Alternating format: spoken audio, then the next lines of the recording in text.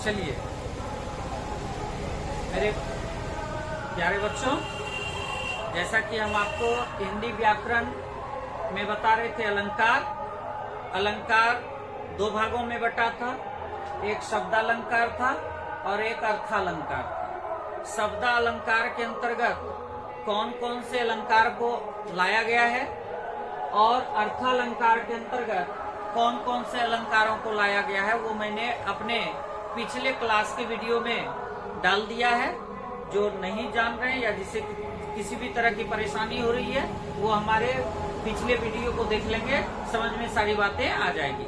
अब मैं आज उससे आगे चलता हूँ, जिसमें कि पहला जो होता है शब्दालंकार। अलंकार को दो भागों में बांटा गया, पहला शब्दालंकार, दूसरा अर्थालंकार।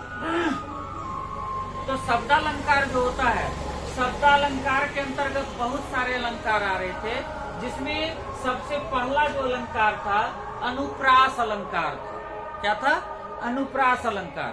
तो अनुप्रास अलंकार किसे कहते हैं, ये बात पहले समझ में आनी चाहिए, तभी हम बता सकते हैं कि यह कौन, इस वाक्य में जो है कौन से अलंकार का प्रयोग किया गया है। ठीक है, तो चलिए सबसे पहले हम जानते हैं अनुप्रास अलंकार। तो इसमें हम समझेंगे जिस अलंकार में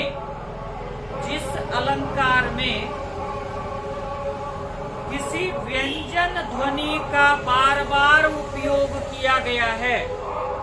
अगर किसी अलंकार में, जिस अलंकार में व्यंजन ध्वनि का बार बार उपयोग किया गया है, वैसे जो अलंकार होते हैं उस अलंकार को अनुप्रास अलंकार कहते हैं।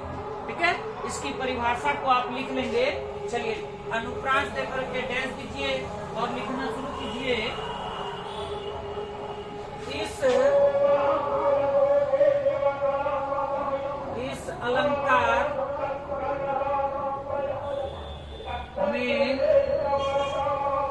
अलंकार में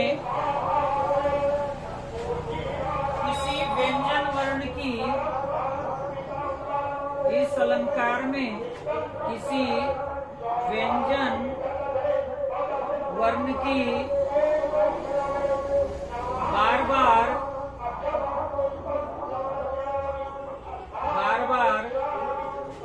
आवृत्ति होती है। मतलब बार बार आवृत्ति को छोड़ दीजिए, लिखिए यहाँ दोहराया जाता है। यानी इस अलंकार में किसी व्यंजन वर्ण को बार बार क्या किया जाता है? दोहराया जाता है। ठीक है, यानी उसकी आवृत्ति होती है, बार बार जो है व्यंजन वर्ण जो है रिपीट करेगा, वह बार बार आएगा। तो जिस अलंकार के अंतर्गत कोई व्यंजन वर्ण को बार बार दोहराया जा रहा है, व्यंजन वर्ण की आवृत्ति हो रही है, तो वैसे जो अलंकार होते हैं उसे अनुप्रास अलंकार कहते हैं। यानी इस अलंकार में किसी व्यंजन वर्ण को बार बार दोहराया जाता है, उसे हम लोग अनुप्रास अलंकार कहते हैं। अब जैसे कि उदाहरण देखिए, आप लोग जैसे लिखिए, जैसे में आप लिखेंगे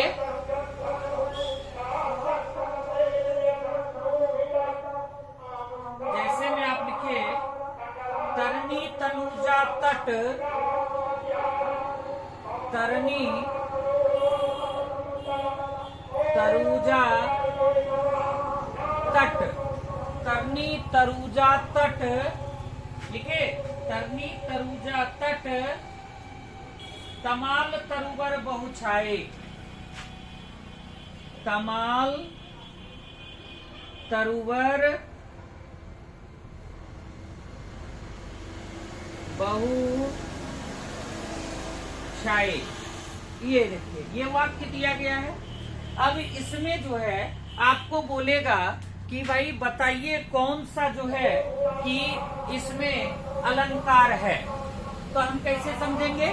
तो इसमें देखिए मैंने लिखा है, इस अलंकार में किसी व्यंजन वर्ण को बार बार दोहराया जाता है, यानी जिस अलंकार के अंतर्गत किसी व्यंजन वर्ण की आवृत्ति होती है तो उसे हम लोग जो है अनुप्रास अलंकार कहते हैं। अब जैसे देखिए, करनी तरुवर तट तमाल तरुवर बहुछाए, ये वाक्य दिया गया। इसमें देखिए तरनी, तरनी में क्या दिया गया है? तो तरुजा में क्या है? तो तट में क्या है? तो कमाल में क्या है? तो तरुवर में क्या है? तो देखिए बार बार व्यंजन ध्वनि को दोहराने का काम किया गया है, इसलिए इसमें कौन से अलंकार का प्रयोग किया गया है? हाँ बिल्कुल सही, अनुप्रास अलंकार का उपयोग किया गया है। कौन से अलंकार है भाई इसमें? अनुप्रास अलंकार है। क्लियर हो गया कि अगर कोई अलंकार दिया गया है या जिस अलंकार में किसी व्यंजन ध्वनि की बार बार आवृत्ति हो रही है, किसी व्यंजन ध्वनि को बार बार जो है दोहराया जा रहा है, तो उसमें कौन सा अलंकार होगा? अनुप्रास अलंकार होगा, है ना? अनुप्रास अलंकार कहते हैं। क्लियर हो गया अनुप्रास। इसके बाद जो है शब्दालंकार के अंतर्गत पहला था अनुप्रास, अब दूसरा आते हैं। इसको जल्दी से आप लोग स्क्रीनशॉट मार लीजिए, इसके आगे मैं आपको जो है दूसरा अलंकार समझाता हूँ।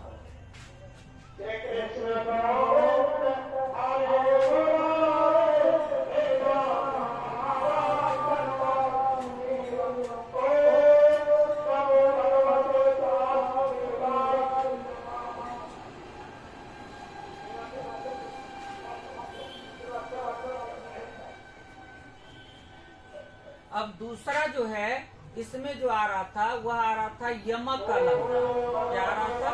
यमक अलंकार। तो अब यमक अलंकार किसे कहते हैं उसको समझिए। यमक, ठीक है, अलंकार आप लोग लिख लेंगे। यमक अलंकार किसे कहा जाता है ये समझिए आप लोग। अब तो यमक में लिखिए, जिस काव्य में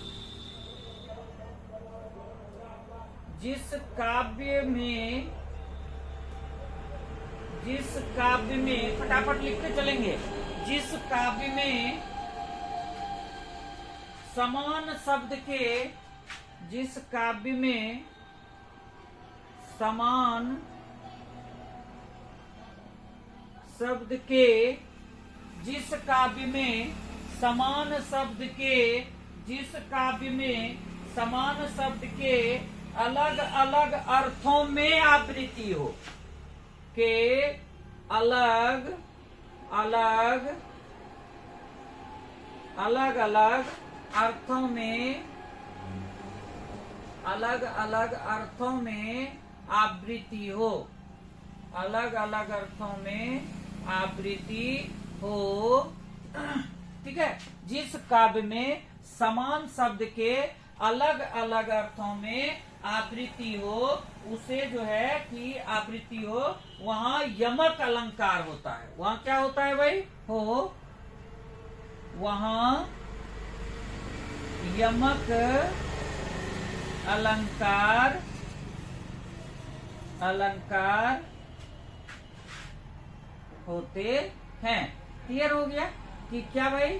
कि जिस काव्य में समान शब्द के अलग अलग अर्थों में आवृत्ति हो, यानी जो शब्द होगा वह समान होगा लेकिन उसका अर्थ जो है अलग अलग बार बार दोहराया जाएगा, तो वहां पर जो है यमक अलंकार होते हैं। ये बात क्लियर हो गया? यमक अलंकार यानी जहां एक ही शब्द जितनी बार आए उतने ही अलग अलग अर्थ दे। इसका अर्थात में आप लिख लीजिए, अर्थात में आप लिख लेंगे, यानी अर्थात करके आप लिख लीजिए, थोड़ा सा इजी हो जाएगा आपके लिए। अर्थात में लिखिए, जहां एक ही शब्द, अर्थात जहां एक ही शब्द जितनी बार आए, शब्द जितनी बार आए, ठीक है, जहां एक ही शब्द जितनी बार आए उतने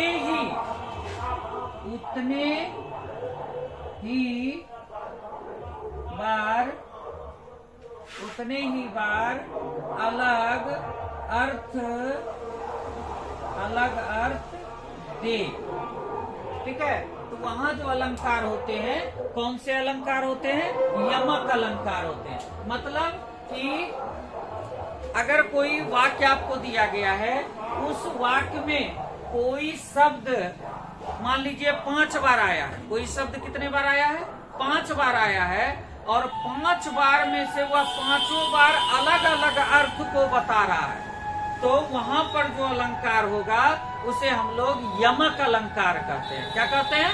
यमक अलंकार। उसी को परिभाषा रूप में लिखा, जिस काव्य में समान शब्द के अलग अलग अर्थों में आवृत्ति हो, मतलब अलग अलग अर्थ में आवे, वहाँ यमक अलंकार होता है। उसी को जहाँ एक ही शब्द जितनी बार आए उतने ही बार अलग अलग अर्थों को अगर देता है, तो वहाँ पर जो अलंकार होते हैं उसे यमक अलंकार कहते हैं, यानी यमक अलंकार होते हैं। वहाँ पर कौन सा अलंकार होगा? यमक अलंकार। ठीक है, तो इसके जो है उदाहरण आप देख सकते हैं कि माला फेरत जुग गया। जैसे देखिए, माला फेरत जुग गया, माला फेरत जुग गया। क्या लिखे? माला फेरत जुग गया, फिरा न मन का फेर, फिरा न मन का फेर। माला फेरत जुग गया, फिरा न मन का फेर, कर का मन का डारी दे, कर का मन का डारी दे, कर का मन का डारी दे। ठीक है, कर का मन का डारी दे, मन का फेर, मन का फेर, मन का फेर। ठीक है, तो यहाँ देखिए कि आप ऐसे वाक्य को देख रहे हैं। ठीक है, तो इसमें क्या है कि भाई एक ही पद, यानी एक ही जो है पद में जो है बार बार जो है ना, क्या तो जो है कि जैसे यहाँ देखिए, माला फेरत जुग गया, फिरा न मन का फेर, कर का मन का डारी दे, मन का फेर।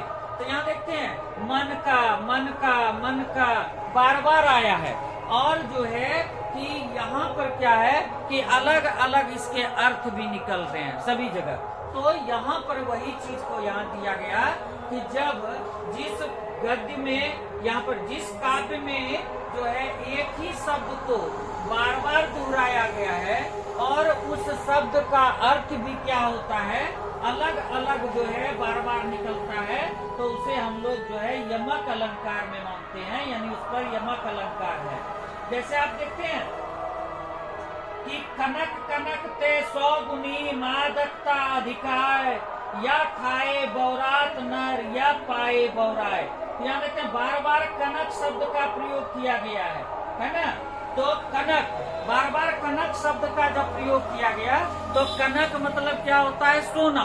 कनक मतलब सोना, और कनक मतलब धतूरा। तो देखिए दो बार आया कनक कनक, तो दोनों बार अर्थ क्या आया? अलग अलग आया। तो जब किसी भी काव्य में किसी शब्द को बार बार दोहराया जा रहा है और बार बार उस शब्द का अर्थ अलग अलग आ रहा है, तो वहाँ पर जो अलंकार होंगे वह अलंकार यमक अलंकार होंगे। कौन सा अलंकार होंगे? यमक अलंकार। माला फेरत जुग गया, फिरा न मन का फेर, कर का मन का डारी दे, मन का फेर। है ना, यहाँ पर भी देखिए बार बार जो है शब्द का प्रयोग किया जा रहा है, शब्दों के अर्थ निकल रहे हैं अलग अलग। तो इस प्रकार से जो है यहाँ पर यमक अलंकार होता है। अब ये देखिए 2 अलंकार हो गया, अब इसके बाद जो हम लोग चलेंगे, तीसरा जो है शब्दालंकार में जो आता है, तो मैंने बताया था इस प्रकार से इसमें कितने अलंकार थे, 10 अलंकार थे। कितने अलंकार थे, 10 अलंकार। तो आज जो है हम ये 2 अलंकार को पढ़ेंगे, जिसमें एक अनुप्रास अलंकार था, दूसरा यमक अलंकार था। हम अपने अगले कक्षा में फिर जो है 2 के बारे में पढ़ेंगे। अब भी आप जो है इसको अच्छी तरह से स्क्रीनशॉट ले लीजिए और जो है कि पूरे अच्छे तरीके से पढ़ लीजिए। आपको मैं ये विश्वास दिलाता हूँ कि आपको अलंकार में कहीं कोई परेशानी नहीं होगी पकड़ने में, समझने में। तब तक के लिए हमारे तरफ से आपको बहुत बहुत धन्यवाद।